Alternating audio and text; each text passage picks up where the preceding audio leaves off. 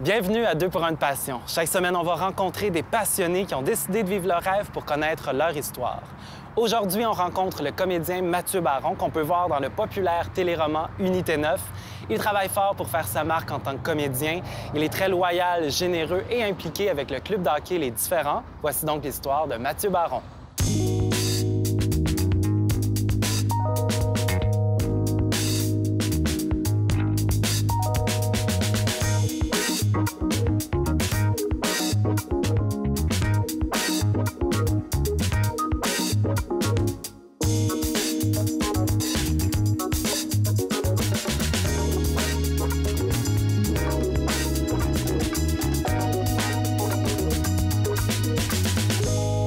Mathieu Baron, bienvenue à 2 pour 1 de passion.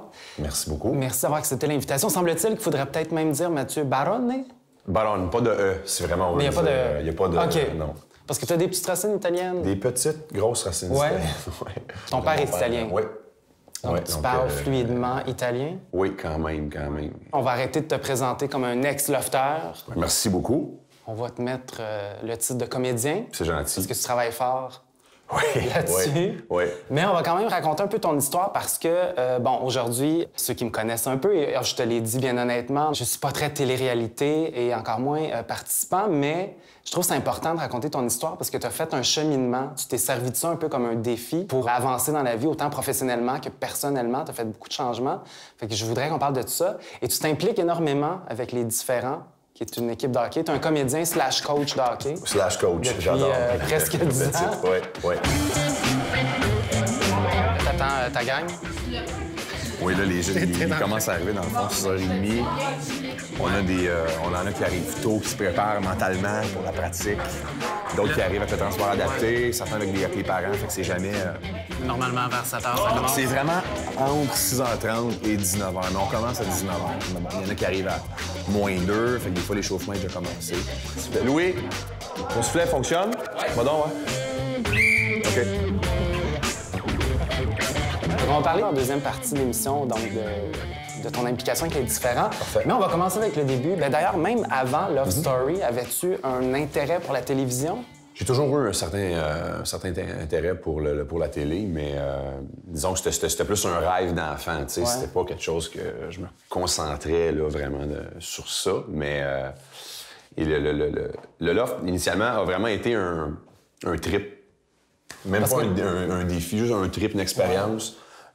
J'ai eu une enfance assez mouvementée côté déménagement, tout ça. T'as fait plus que 18 écoles, semble-t-il? 18 écoles, oui. J'ai changé 18 fois d'école. Ouais. Donc, pour moi, la routine faisait pas partie de mon quotidien.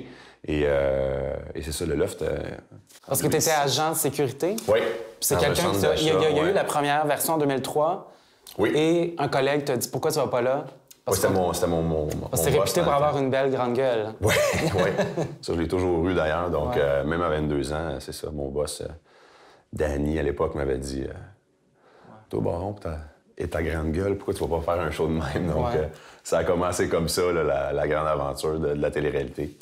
Et voilà, mais c'était vraiment juste un trip pour moi. C'était une expérience hors du commun pour sortir de la routine, chose que je n'ai jamais aimé. Et tu as fait cette deuxième édition de Love Story. Tu as été le gagnant, d'ailleurs? Oui. Tu as gagné. Qu'est-ce que tu as eu? Des sous et une voiture. Après ça, Love Story 6, La Revanche. C'est là que ça s'est gâté un peu. C'est beaucoup gâté, je te dirais. Ouais, parce que... Mais dans la vie, ça peut pas toujours bien aller. Ouais. Puis, c'est ça, le concept avait changé, l'équipe avait changé, la mentalité avait changé. Je me sentais en devoir d'y participer, parce que pour moi, ça avait tellement bien été. Ça avait bien été, c'est ça, la première fois que tu l'avais fait? J'avais fait quelques apparitions dans le 3, dans le 5, dans le 6, je veux dire, mais... Non, puis plusieurs personnes dans le milieu, là, des amis proches à moi, des gens qui croyaient en moi, qui croient en moi toujours d'ailleurs, me le disaient, là, retourne pas là, Matt. Pour fermer la parenthèse télé-réalité, est-ce qu'on doit souvent te demander quels conseils tu donnerais? Est-ce que tu encourages les gens à le faire? C'est une excellente question. C'est une question que j'ai un peu de misère à y répondre parce que c'est différent pour chacun. Moi, pour ma part, je parle personnellement, là. Des téléréalités, il y en a eu, là. C'est correct. On peut peut-être commencer passer à autre chose. autre chose. Et maintenant, en 2015, à l'âge que tu es rendu, qu'est-ce que tu dirais à Mathieu, de 22 ans, qui est rentré? C'est une excellente... C'est la première fois que je me fais poser cette question-là. C'est bon. Qu'est-ce que je dirais à Mathieu à 22 ans? À 22... Non, je dirais rien. Non? Non, à 22 ans, je dirais rien. Je regrette rien. Je dirais de faire attention. Ouais. Comme j'ai fait. Peut-être une petite affaire de plus, mais c'est ça, non. Et là, après tout ça, il y a une vie plus normale qui s'est installée dans le sens que il a fallu que tu travailles. Oui. Justement, peut-être tes racines italiennes, tu es dans un restaurant italien où tu as travaillé. Tu t'es mis à faire de plus en plus de figuration. Oui, en fait, j'ai recommencé à en faire. T'en faisais déjà un peu avant. Oui, j'avais fait un petit peu avant.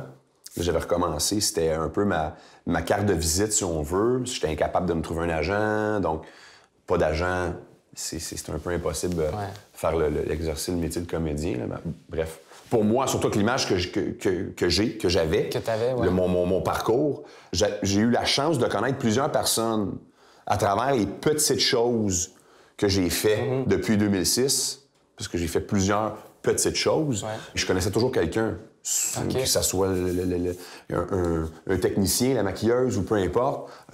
Donc, ce que je voulais, moi, c'est « Hey, Matt, t'as donc bien changé. » Et que là, que le réal ou quelqu'un de la production me remarque, si on veut, l'entendre du moins. Donc, c'était vraiment ça, le but de la figuration. Donc, oui, et ça a marché. Et d'ailleurs... là, on saute peut-être une couple d'années, mais dans ce processus-là, parce que, bon, tu passais quand même des auditions pour des rôles, il y a eu une déception à un moment donné pour un rôle que tu n'as pas eu. Oui. Et ça a été un peu comme un bon coup de pied dans le cul, si on peut dire. Ça a été un autre... excuse. Non, je te coupe. Ça a été un autre, si on veut, un échec, mais dans le fond, qui m'a servi, dans le fond, je sais pas comment je pourrais dire, bien, je devais me prouver à moi-même, encore une fois, est-ce que c'est vraiment ça que tu veux faire? Est-ce que tu es prêt à faire d'autres efforts pour continuer, puis, tu sais, pas lâcher? Puis bon. Et juste avant cette audition-là, dans le fond, j'avais eu la chance, j'ai fait un peu de radio. Oui. À Énergie, j'étais à Énergie, Montréal. J'étais à la fin de semaine de nuit. Donc, j'avais une chance en or. Bon, il s'est passé ce qui s'est passé. Encore là, j'ai pris une décision qui n'était pas la bonne. Et j'ai quitté pour aller avec un ami à moi. J'étais censé aller à Québec faire de la radio à Québec, un morning à Québec. OK. Et une fois rendu là-bas, je me suis rendu compte que le show de radio, malheureusement, la clientèle, moi, je pouvais pas me rattacher à cet auditoire-là. Okay. Pas que j'aime pas, mais malheureusement, avec mon passé, je pouvais pas me rattacher à une certaine image, si on veut. Ouais. Donc, après le premier show, j'ai regardé mon chum qui est Babu, en fait. J'ai enlevé mes écouteurs et j'ai dit ça marchera pas. Je pourrais pas rester ici. Donc, il a compris. Il est venu m'amener à l'arrêt d'autobus le soir, puis je suis revenu en autobus le soir avec un sac à vidange rempli de linge. Puis là, je réalisais que j'avais quitté Énergie quand même. J'avais eu la chance d'être j'étais à Énergie 2 semaines avant. Puis là, je me retrouve sans rien. Là, je me suis retrouvé au restaurant italien, le Piatti, comme tu disais tantôt, qui est comme ma famille depuis toujours. Et puis, je me suis mis à travailler là. Et là, arrive l'audition, la fameuse audition. Grosse déception. Je pensais l'avoir et ça changeait. Pour moi, c'était mon break, comme on dit. Là. Et puis, très déçu de ne pas l'avoir eu. Donc là, j'ai dit, OK, là, je m'en retourne en Europe chez nous. Je m'en retourne chez mon père en Suisse. Est-ce que ton père, c'est ça, habite en Suisse? C'est un joueur de hockey? Anciennement joueur de hockey, Anciennement, oui, voilà. Et là, je me suis dit, lorsque je vais revenir, puis personne ne va me reconnaître. Ouais. Et je suis revenu, j'étais 178 livres. T'as perdu, c'est ça, plus de presque plus que 45 livres? Oui, si on part de mon plus pesant, si on veut. Ouais, c'est ça. Donc, les gens croyaient que j'étais malade. Là, c'est parce que ça t'a fait peur à ta famille et tes amis. Là. Oui, les gens appelaient ma famille savoir si j'ai des problèmes de drogue ou si j'étais malade, gravement malade. Mais c'était pas le cas. C'était tout simplement mais ça faisait un changement. Partie de ton processus. De mon changement, oui. puis changer mon image. Parce que, bon, à Love Story, on se souvient, en partant, t'es grand. Oui. Et en plus, le type d'entraînement que tu faisais, t'étais, c'est ça, c'était plus, on peut dire plus gonflé. Plus gonflé, on peut dire ça. En français, on dirait. Ouais. Et on est au Québec. On est au Québec. Des rôles comme avec le physique jouent pour beaucoup. Oui. Ça aurait été un peu Disons plus que dur. mon casting était plus étroit avec mais je devais. Pour moi aussi, je voulais changer d'image. Puis, je veux dire, à quelque part, à un moment donné, on vieillit, on évolue d'une certaine façon, puis c'est correct. Et là, tu fais de la figuration, tu rencontres des gens, et Unité 9 arrive. Mm-hmm. Et ce qui est bien d'Unité 9, parce que t'es pas le premier à qui ça arrive, il y a Myriam Côté, entre autres. Oui. Vous vous retrouvez là comme figurant, on monte à 3e rôle, et on passe une vous audition, réussissez à avoir un rôle par parce que cette équipe-là, comme cette ouverture-là, de se dire les gens sont déjà sur le plateau, ils connaissent, probablement qu'on serait capable de les faire parler. Je crois que c'est un mélange de tout plein de choses. Ça prend... ça prend quelqu'un à la base qui te donne une chance. Veux pas, ça prend ça. Tu peux pas ouvrir toutes les portes par toi-même, je crois. Bref. Et moi, c'est ça. C'est en faisant de la figuration, c'était sur Série Noire, je me trompe pas. Puis je rencontre une personne qui travaillait sur la production, qui faisait des années que j'avais pas vu. Et encore une fois, là, t'as donc bien changé, Matt. Ben oui. Oui, blablabla, blablabla. Et puis, et là, Laurence, que je salue si jamais tu vois l'entrevue. Ça l'écoute l'entrevue. Salutations, Laurence. Merci, encore une fois. Et Laurence m'avait dit, ça t'intéresserait pas de faire de la figuration en tant qu'AC4 sur Unité 9? Je travaille sur cette production-là aussi. Donc, je dis, ben oui, certainement. Donc, de fil en aiguille, j'ai été figurant sur Unité 9. Et après ça, ben, c'est Louis-Philippe Duval, le réalisateur ouais. Très gentil, qui lui aussi était chanceux. Là. Deux de suite qui ont décidé de me donner un gros coup de main. Un gros coup de main. Puis j'avais été upgradé en 3e muet. Puis Mais il y a eu... à un certain moment donné, il est venu me voir, il m'a dit « Tu fais ça de rôle parler? » OK. J'ai dit « Oui. » Et puis là, la semaine d'après, j'auditionnais. C'est ça, parce qu'ils vous font quand même... Oui, non, quand même, c'est pas... on met un micro, puis apprends cette ligne-là, go. Non, j'ai quand même auditionné. T'es allé auditionner. Oui. Chez Lucie Robitaille, puis c'est comme ça que je l'ai eu. Donc. Que tu as eu le rôle. Oui. Une autre personne importante dans ton processus, une comédienne qu'on voit pas assez souvent à la télé, mais qui est excellente, Danielle Fichot, qui a des ateliers également. Oui. Chez Danielle Fichot... à l'époque, c'était comme ça. Je sais pas si c'est encore comme ça, mais elle prend pas n'importe qui. Non. Elle aussi, elle fait passer des auditions. Oui. Tu y as été. Elle t'a pris, mais avec une petite réserve. Une petite réserve, disons que... Une chance que... Elle savait une chance que j'avais un contact là, qui avait appelé pour dire s'il te plaît, là, pourrais-tu le coacher, tu sais. Puis Danielle, direct comme elle est, me l'avait dit une couple de mois après. Parce que quand t'es arrivé ici au début, j'avais regardé Sylvie Boucher, qui a été ma première prof aux ateliers. Elle avait regardé Sylvie, puis elle avait dit, bon, essaye-les, là, Zoop Story, là, voir, là. Fait que ça avait commencé comme ça. J'avais pas commencé avec beaucoup d'estime dans la tête de Danielle, mais non, c'est ça. Après ça, ça a changé. Elle m'a cassé, puis... Donc, c'est ça, Danielle Fichot qui t'accueille pas nécessairement à bras ouverts, mais en même temps, c'est un milieu pas facile. Et elle est du type, on va dire les vraies affaires. On va dire les vraies affaires, puis... Elle ne fera pas perdre ton temps non plus. C'est ça qui est bien. C'est une grande qualité de Danielle. Elle va dire la vérité et non ce que tu vas entendre juste pour que tu restes là puis que tu continues à apprendre. Non. Et je suis devenu très près de Danielle, tout ça. Il m'a aidé énormément. Ouais. Et là, dans Unité 9, tout le monde pose les mêmes questions à ceux qui sont, disons, nouveaux dans le milieu. Moi, je vais poser la question autrement parce que c'est toujours, c'est comment, es-tu impressionné, tout ça. Moi, ma question, ça serait plus le fait de te retrouver peut-être avec Anne Casabonne des Zigotos ou Daniel Proulx de Cornemuse. Tu sais, de se dire, peut-être enfant ou adolescent, tu les écoutais ou tu les voyais. C'est sûr que c'est très spécial, là. C'est sûr que c'est une chance énorme, premièrement. Tu sais, je pouvais pas espérer avoir ma chance dans une meilleure série. Puis ça, on s'entend, là, je veux dire, pas que les autres sont pas bonnes, mais je veux dire... Ben, c'est une des meilleures séries présentement. Une des meilleures, donc t'espères avoir ta chance dans une série qui est écoutée, puis bon. Et c'est sûr que quand tu arrives sur le plateau, et je vais toujours me souvenir mes premières journées où est-ce que j'étais en rôle, où est-ce que j'avais du texte. J'étais assez nerveux, merci. Ouais. Puis, tu sais, je veux dire, ça fait des années que quand tu es sur un plateau, tu sais, faut pas que tu es en figuration, tout ça, tu ne dois pas faire un son. Dérange pas, ouais. Puis là, action, c'est à toi, puis let's go, puis tu te retrouves avec des Glenn Tremblay, des Catherine Lemay-Proulx, je veux dire, puis avec une certaine Fabienne Larouche qui dirige en haut, fait que c'est pas là que tu veux te planter, là. Mathieu, on va faire un petit vrai ou faux. Oui, donc.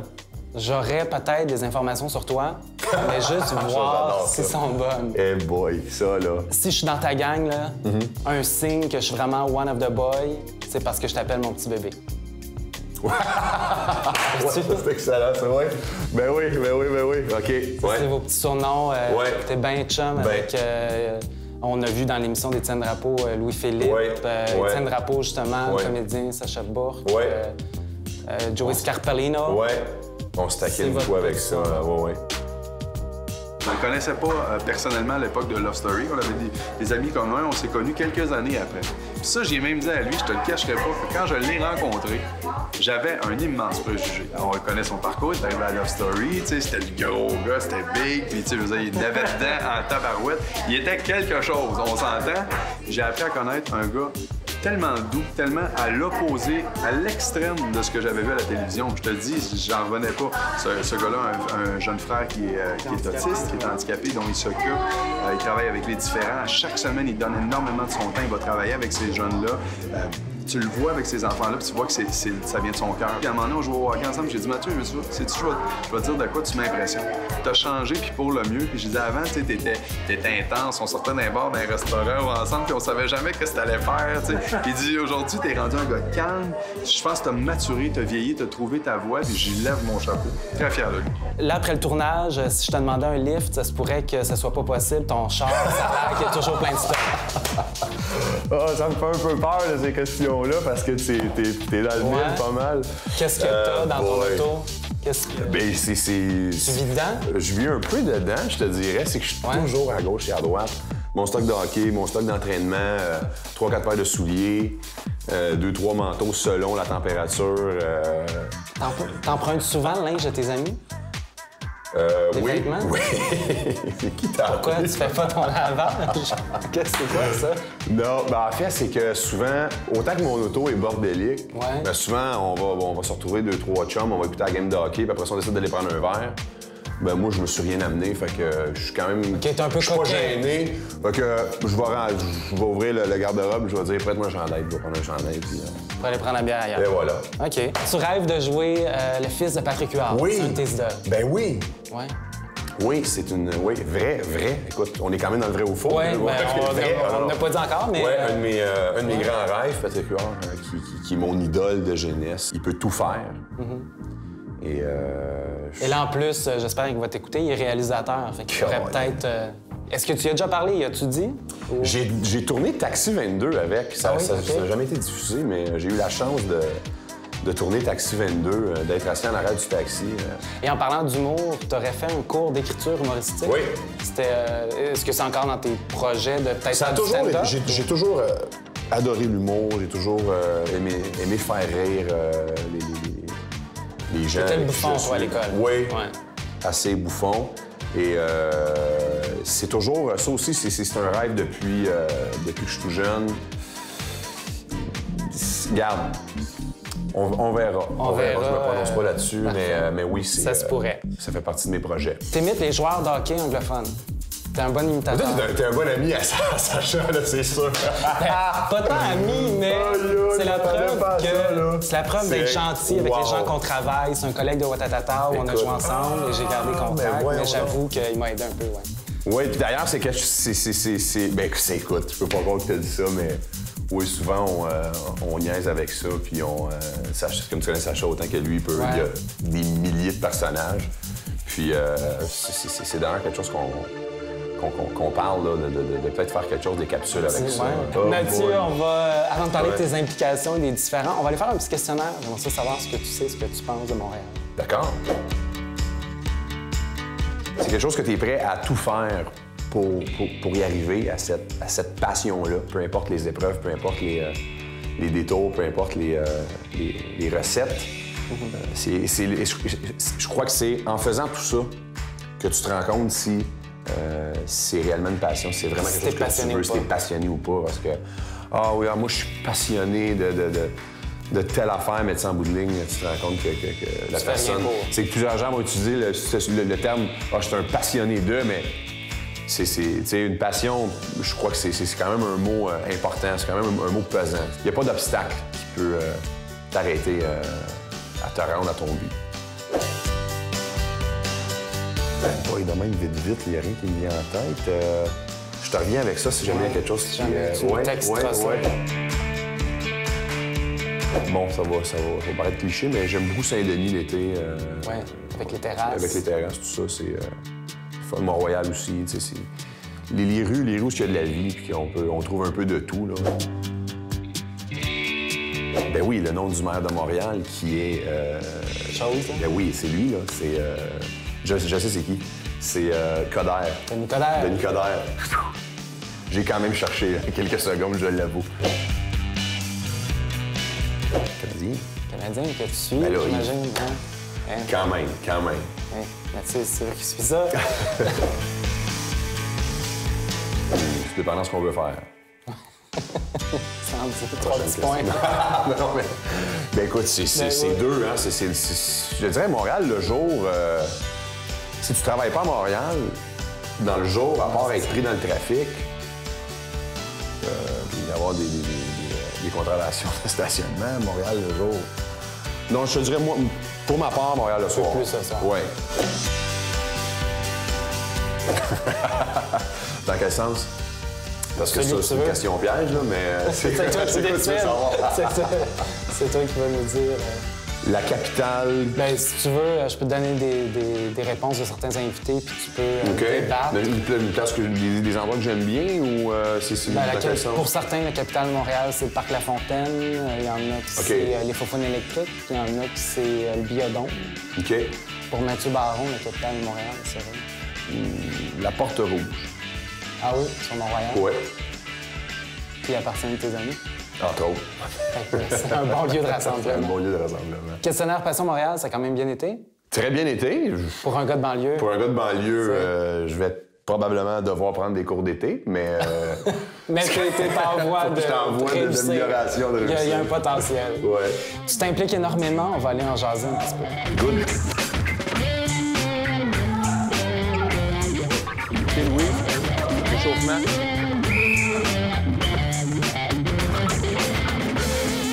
Nice move, Gavin! Do it again! Do it again! Mathieu, tu t'impliques énormément quand tu le peux, que ce soit des levées de fonds. Justement, il y a souvent des événements reliés au hockey, avec des célébrités. Tu vas t'impliquer pour avancer des fonds. Oui. Et il y a quelques années, pour ne pas dire presque 10 ans, ton ami et comédien Emmanuel Auger t'a présenté une belle gang. Qui s'appelle Les Différents. Oui. Donc, pour expliquer, c'est une ligue de hockey avec des gens qui ont des déficiences intellectuelles, différents niveaux, différents degrés. Exactement. Très bien dit. Donc, Emmanuel travaillait déjà avec eux. Oui. T'es un passionné de hockey, il t'a amené là. Oui. Et depuis, tu les as pas lâchés.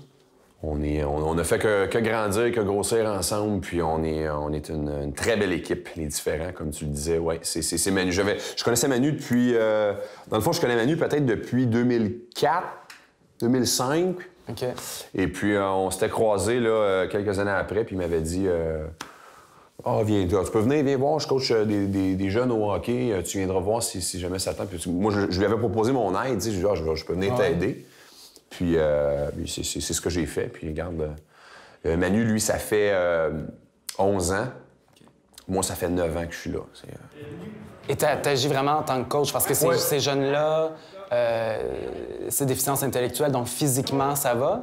Physiquement, ça va, oui. C'est sûr que la motricité peut varier selon leur déficience, mais c'est surtout mental, le retard.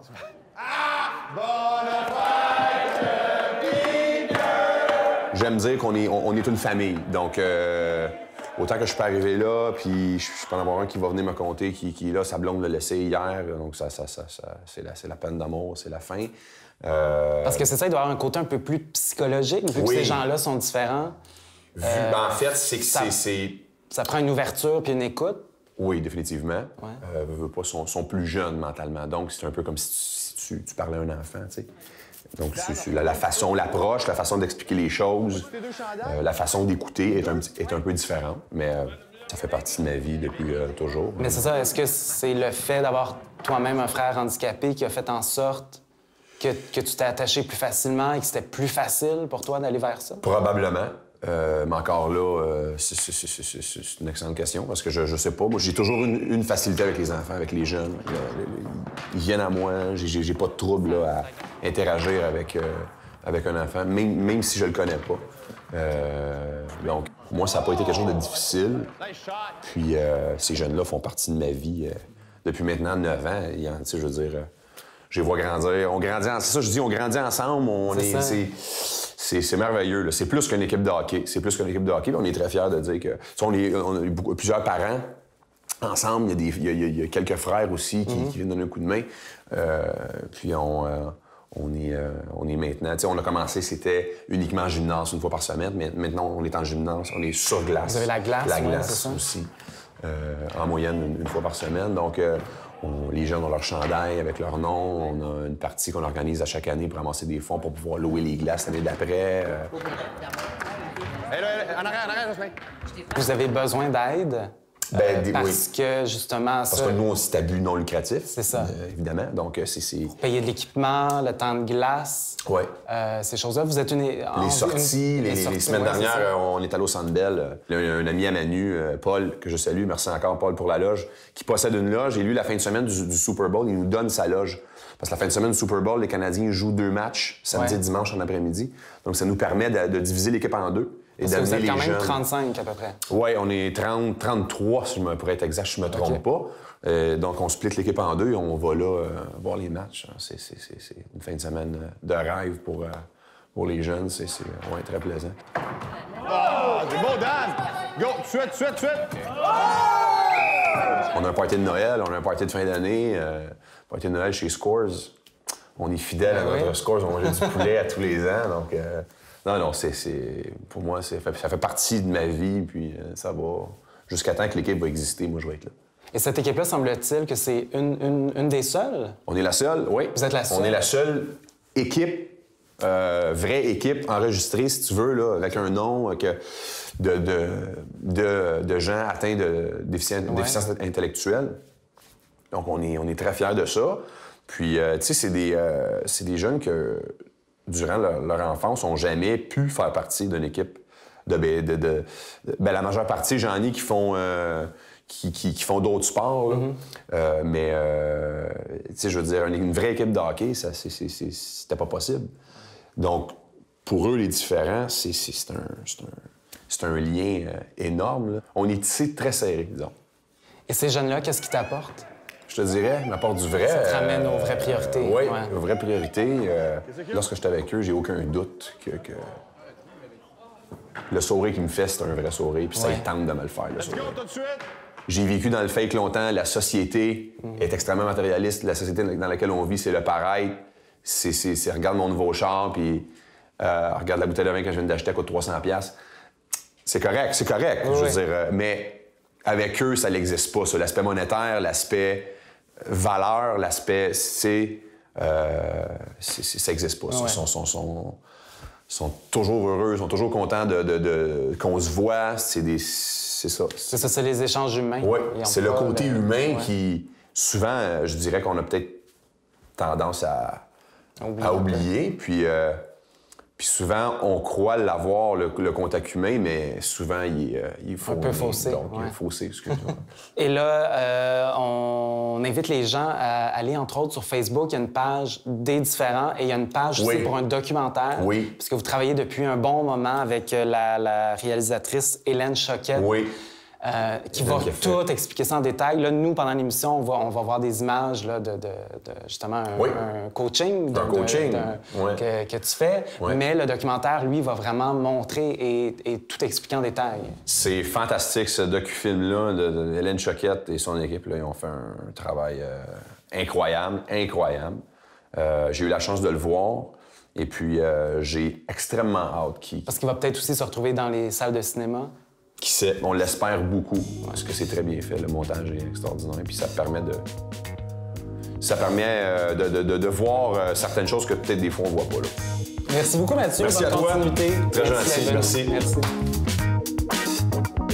Pour tout savoir sur l'émission et sur nos invités, suivez-nous sur la page Facebook. Toutes les coordonnées et les liens y sont disponibles.